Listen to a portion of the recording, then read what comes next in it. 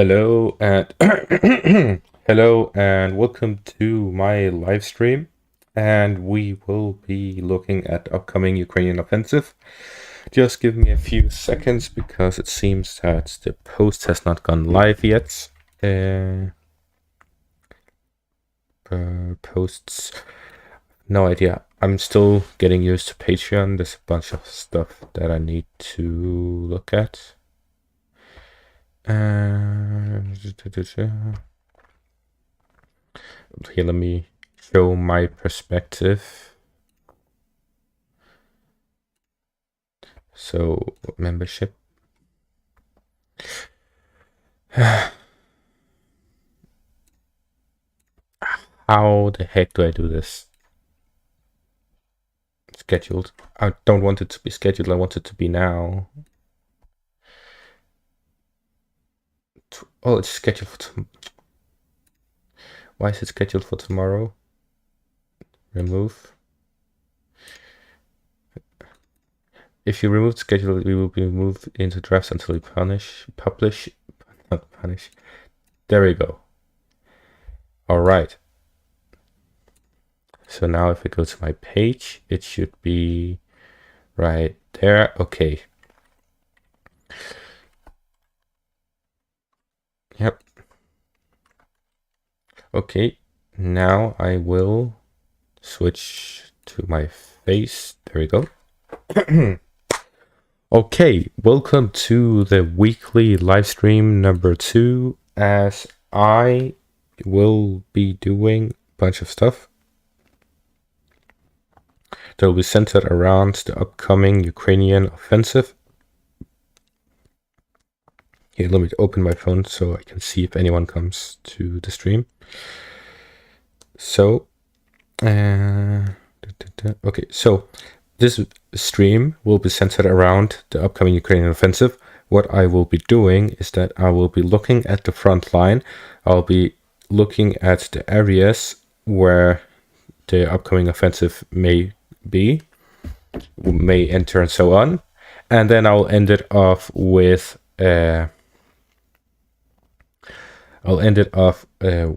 my own assumption as to what will happen and where it will go and so on. Step number 1 is that I need to copy the link to this stream and then post it to myself so that I can watch it on my phone, because it is so confusing sometimes, all of these things. Okay, there we go. Then we look at my phone. There we go. Open in YouTube. And now we're looking at my face. Okay. So what I'll be doing is I'll be switching over to my map. I'll be switching this, and here we go, my map. And okay, 5 minutes of setup before the stream begins. All right, so let's just get straight into it. The upcoming Ukrainian offensive. Actually, it's an offensive because there's no counter offensive unless it happens in each of these 3 areas or 2 areas. Unless it happens in Bakhmut or at the Avdiivka area, then it's not a counterattack. If it happens somewhere in these areas, then it's a counterattack. If it happens anywhere else, then it's not a counterattack, then it's an offensive. And why is that? That is because the Russian forces are doing offensive operations in these 3 areas. So with the Russian offensives in these areas, then a Ukrainian offensive in these same areas would be a counter-offensive. Okay, so the Ukrainian counter-offensive, what do they wish to obtain? What forces do they have? What is their planning? So the goal of the Ukrainian counteroffensive, no matter how many times they claim it's Crimea, it is not Crimea. And why do I say that? That is because they clearly do not have enough forces to do so. So their objective will be based on how many forces they have. So let's look at that first. So we actually need to do some research for that. And that research is through some posts I've seen through the time. It's not going to be like factually, they have this and that many tanks. It's going to be estimates based on the information I've obtained. And the information will mainly be based on the... Here, while we don't talk about this, let's just look at my face, because I haven't done my hair today. So it's messy, but let's go. Let's just look at it. So the current situation is that the Ukrainian forces are trying to build up an offensive force for their operation to try and gain some territory. The goal will definitely be territory, because they have no option of destroying the Russian army. They cannot. Destroying an army, the main strategy for that would either be encirclement or battle of attrition, where battle of attrition they're clearly losing at it, as the Russian forces have been pushing and destroying the Ukrainian army with less losses than the Ukrainian army, a lot less. Then the second option would be encirclement, and that is what we keep hearing about. They want to push through, get rid of the land bridge between Russia and Crimea, and then they will strike the Kerch Bridge, which will isolate Crimea from the rest of Russia. So that is their plan of encirclement, to destroy the Russian army. The only issue with that is that the Russian army has built layers upon layers of defensive lines. They have trench networks that go this whole area through. They have in the whole area around Mariupol, around Melitopol, even in western Kherson. So even if they have some magic plan of crossing the Dnieper River, which is kilometers wide, it is literally a kilometer wide here. So if they have some magic way of transporting a whole army across the Dnieper River, even in that situation, the Russian army has layers upon layers of trench networks, defensive positions, concrete bunkers, and so on. So a properly fortified defensive position by the Russian forces with properly equipped soldiers, a lot of manpower compared to the other situations where we've seen the Ukrainian offensives before. They have modern equipment, they have everything they need to withstand a Ukrainian offensive, and at the same time they outnumber the Ukrainians who would be able to launch an offensive. That means the Ukrainians cannot brute force their way through the Melitopol-Zaporizhzhia front, which means that they'll have to do something else. They need to do a number of smaller operations where they encircle Russian forces in smaller numbers, for them to spiral the situation out of control. That is the only way of success. Their offensive force would number somewhere around 40,000 well-trained, well-equipped men, and 40,000 foot soldiers, stormtroopers, whatever you want to call them. So a force of 80,000. The Russian forces have about 400,000 soldiers on this front line, from Kherson to Kharkiv. That is what I estimate based on the partial mobilization and so on. And then they have between 100 and 200,000 soldiers in reserve, which would number about 500,000 to 600,000 troops. That is what I estimate based on my knowledge. So with that in mind, a solid 600,000 strong army.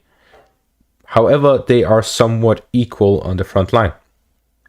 So whenever we say 400,000 Russian forces here, then likewise there's 400,000 Ukrainian forces here.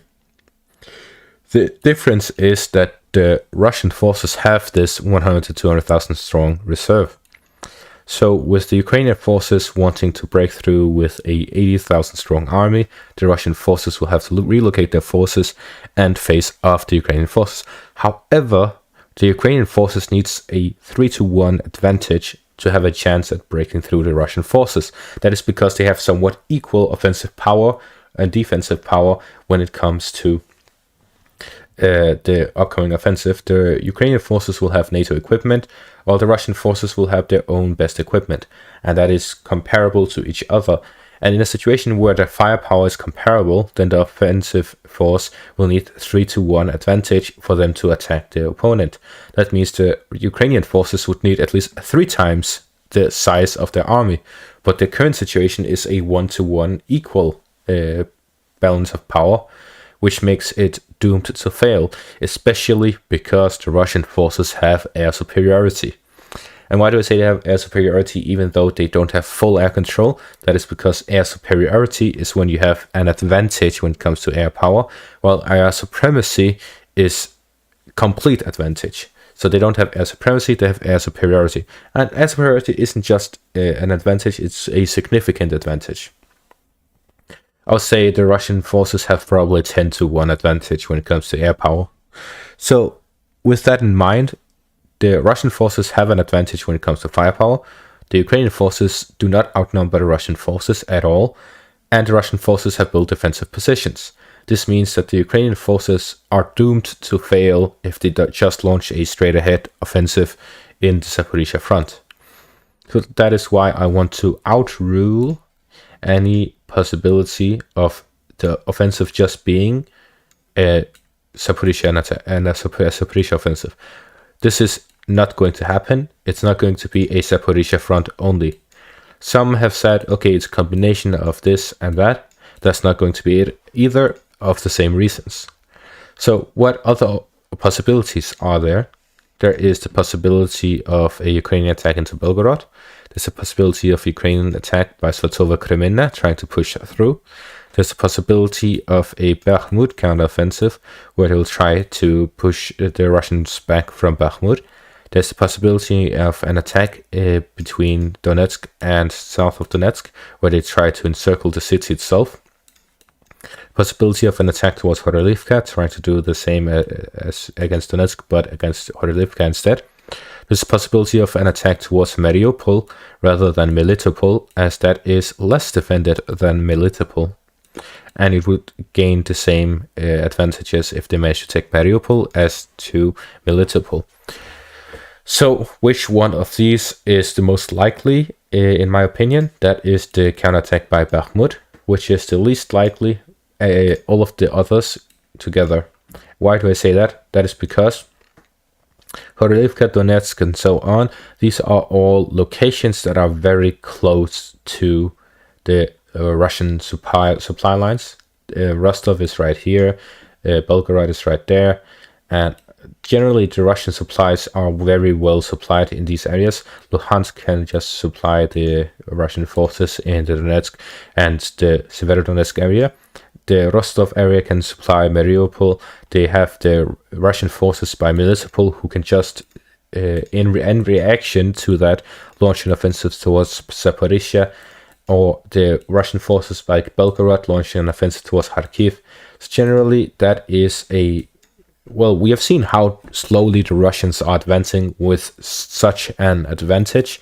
How could Ukraine advance in these areas with less of an advantage than what the Russian forces have?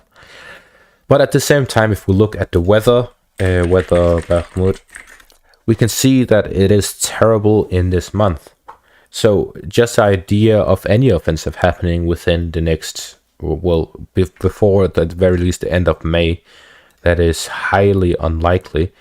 I can see that starting Monday, the rain is going to stop mostly. Most likely there is not going to be rain. Or unlikely, because it has a 25% average predictability. So they aren't really that sure about these forecasts, as they are far in the future. But at the very least, for the rest of April, there'll be no offensive. The weather is just not allowing it. So I'm kind of going into a mess right now, going everywhere, all over the place.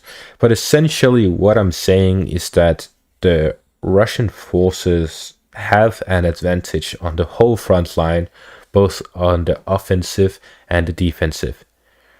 The only thing this upcoming NATO army that the Ukrainians are heavily preparing and heavily supporting, saying that there's going to be the game changer that they need, that is only going to level the field for a couple of weeks, if not for a couple of weeks, if not days. So, in essence, the Ukrainian counteroffensive or offensive sounds good, but it doesn't work.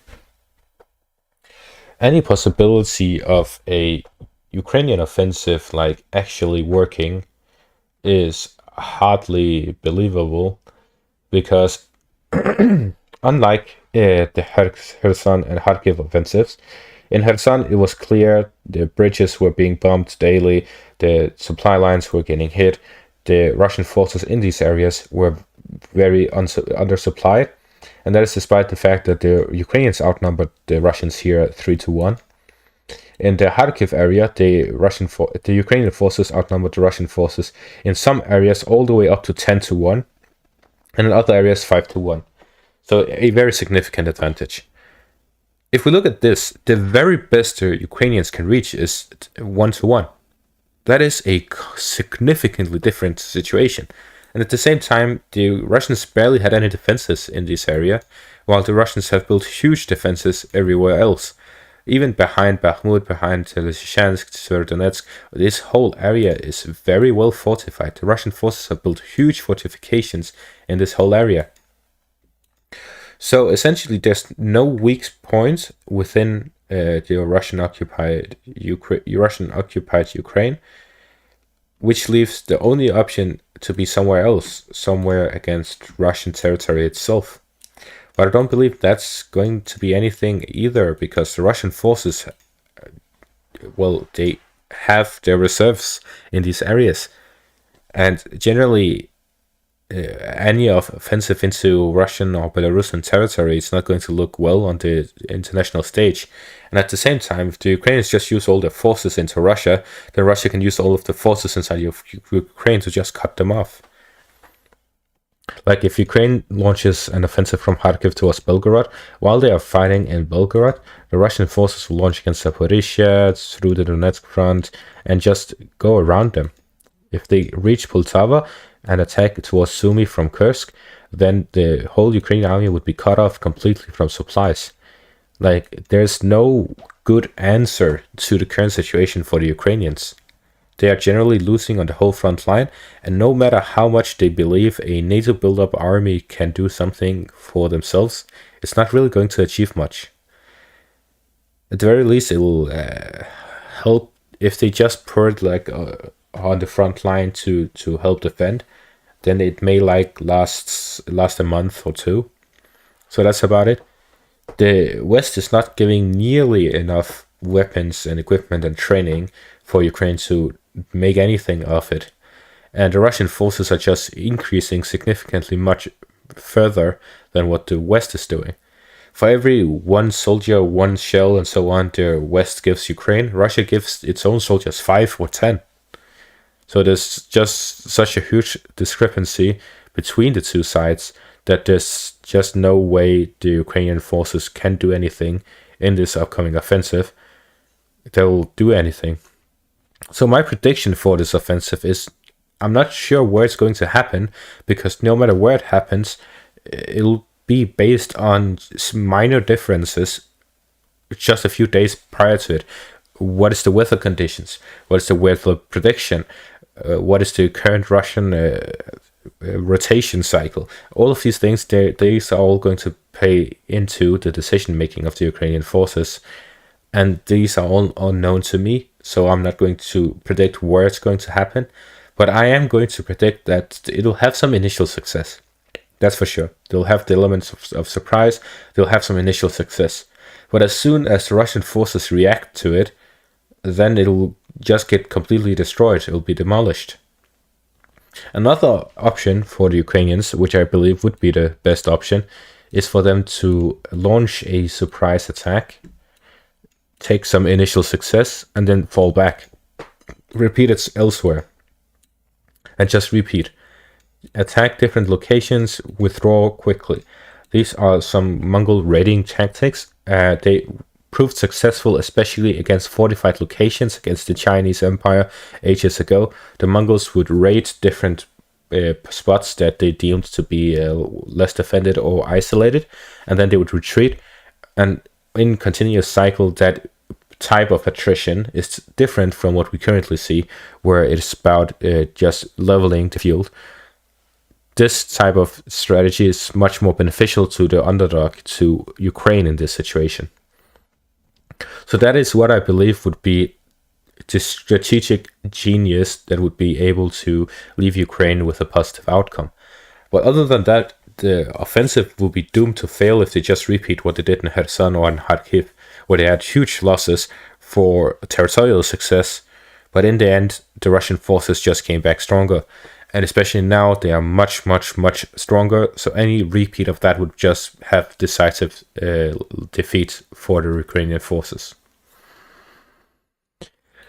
I think I don't really have that much else. So it's just going to be a short stream, as I still am at, well, I'm currently at two, yes. I'm currently at 2 commander rank members.